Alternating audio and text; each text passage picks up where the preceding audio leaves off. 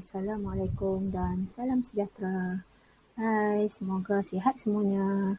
Topik pada hari ini ialah bahan. Okey, kamu boleh rujuk buku teks muka surat 142 hingga 150. Okey.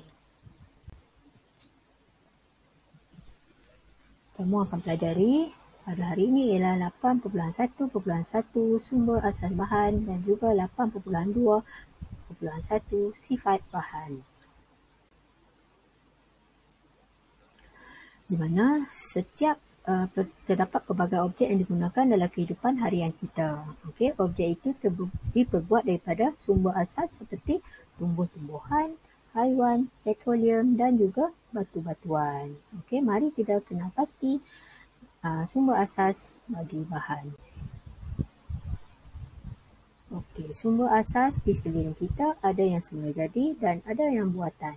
Daripada semula jadi, terdiri daripada haiwan, tumbuhan, batuan atau tanah. Daripada bahan buatan, daripada petroleum iaitu menghasilkan plastik dan kain sintetik. Okey.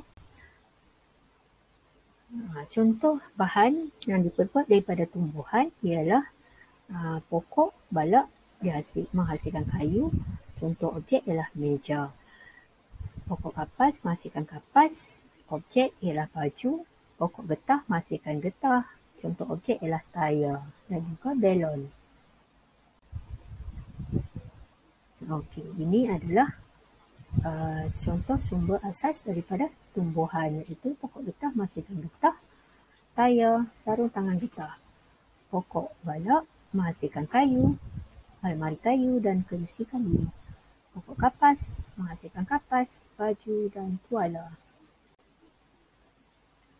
Haiwan selalunya digunakan daripada kulit, bulu dia dan juga benang. Okey, sutera. So daripada burung unta menghasilkan kulit iaitu kasut atau beg tangan. Berbiri menghasilkan bulu, menghasilkan baju panas, selimut. Ulat sutera iaitu benang sutera dihasilkan oleh benang sutera, menghasilkan selendang dan pakaian sutera. Ulat sutera ni dia akan menghasilkan kokon sutera. Kokon ni ialah kelongsong daripada berbenang seperti sutera yang melindungi larva atau telurnya. Okey.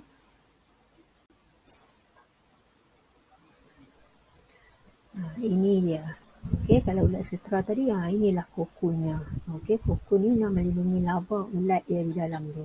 Tapi kita hanya ambil sutera di luarnya untuk menghasilkan telilai sutera, kain sutera.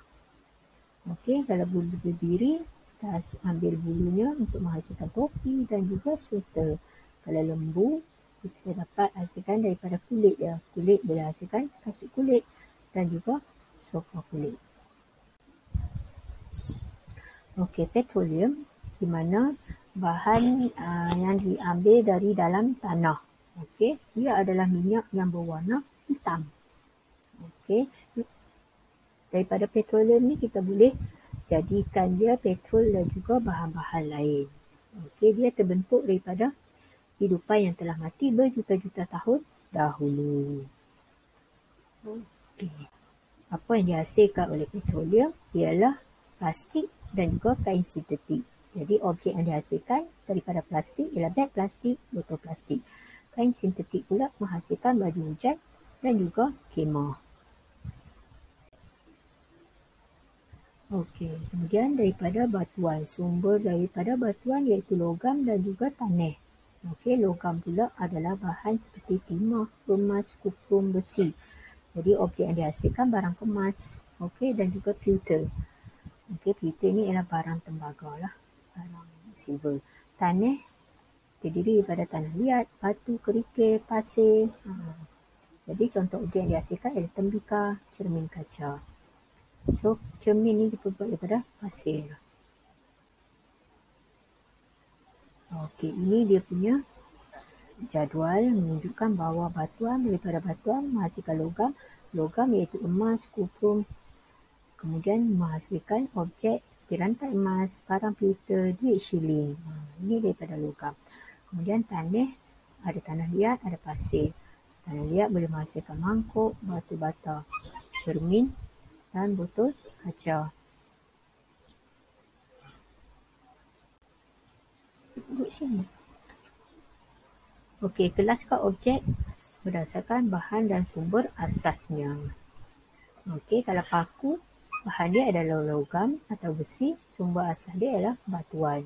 Buku, bahan dia ialah kayu dan sumber asas dia ialah tumbuh-tumbuhan. Okey, payung, bahan dia ialah kain sintetik, sumber asasnya ialah petroleum. Kemah, kain sintetik, petroleum. Okey, kemudian belon, bahannya ialah getah, sumber asasnya ialah tumbuh-tumbuhan. Cincin, bahan daripada logam iaitu emas, sumber asasnya ialah batuan. Bulu tangkis, bahannya ialah bulu pelepah, sumber asasnya ialah haiwan. Baju sweater ialah bahannya ialah kapas dan sumber asasnya ialah tumbuh-tumbuhan. Okey, kelaskan objek-objek di sebelah berdasarkan sumber asasnya. Sweater ni ialah tumbuh-tumbuhan, payung adalah petroleum, paku adalah batuan, tisu adalah tumbuh-tumbuhan, tayar adalah tumbuh-tumbuhan, kunci adalah batuan, beg plastik adalah petroleum dan tali pinggang adalah haiwan. Okay. Kemudian sifat bahan 8.2.1. Tahukah kamu bahawa bahan mempunyai pelbagai sifat? Manusia mereka cipta suatu objek mengikut kegunaannya berdasarkan sifat-sifat bahan. Mari kita siasat sifat bahan yang ada di sekeliling kita.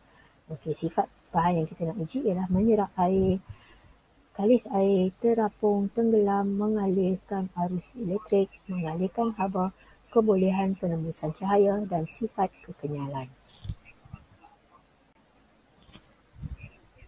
Okey, menyerap air, terapung dan kekenyalan. Di mana menyerap air itu maksudnya bahan tadi boleh menyerap air. Jika kalis air, bahan tidak boleh menyerap air. Okey, kalau terapung pula ialah bahan tersebut boleh terapung di atas permukaan air.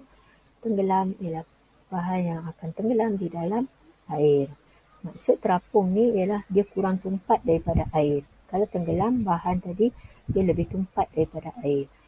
Kemudian yang ketiga ialah kekenyalan bahan. Sesuatu objek tadi boleh kembali ke bentuk asal apabila diregangkan atau dimampatkan. Meregangkan tu macam ditarik lah.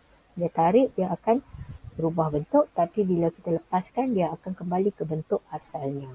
Okey, itu maksud kekenyalan. Kebolehan mengalir elektrik. Kebolehan mengalir elektrik ni bermaksud ke konduktor elektrik. Tetapi kalau dia tak boleh mengalirkan arus elektrik, kita panggil dia penebat elektrik. Selalunya konduktor elektrik ialah bahan logam, iaitu kuprum dan besi. Kalau penebat elektrik, dia tak boleh mengalirkan arus elektrik seperti kayu, plastik, kain, getah, kulit. Okey, bagaimana kita nak tahu dia mengalirkan elektrik? Apabila mentor telah menyala.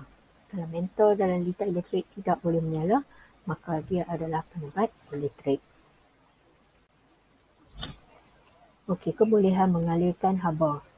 Haba tadi, objek boleh mengalirkan haba apabila kita merasa panas pada objek tersebut. Contohnya besi, emas, timah dan kebanyakan logam yang lain. Dia boleh mengalirkan konduktor haba yang baik. Kalau tidak boleh mengalirkan haba, kita panggil penebat haba. Contoh objek penebat haba ialah kayu, plastik, kain, getah, kulit. Jadi kita tak akan berasa panas pada objek tersebut. Okay. Dan yang terakhir ialah kebolehan penembusan cahaya, di mana objek tersebut boleh menembus cahaya atau menembus separuh atau tidak boleh menembusi cahaya langsung.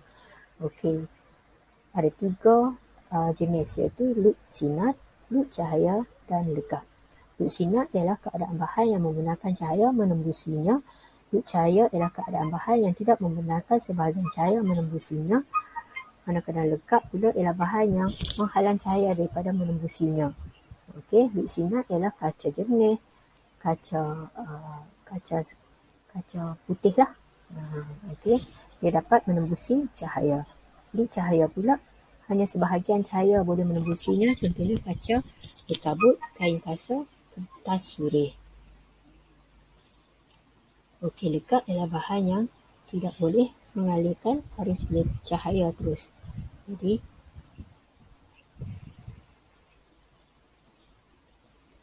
seperti logam, getah, kulit dan juga plastik. Ada plastik yang tebal adalah plastik legap.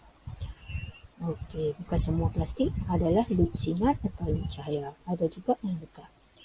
Jadi kita akan membuat uji kaji ni di minggu hadapan untuk membincangkan setiap sifat bahan tersebut. Okey, murid boleh membuat ulang kaji pada muka surat 145 hingga 150 untuk persediaan. Itu sahaja. Sekian. Terima kasih. Jumpa lagi. Bye.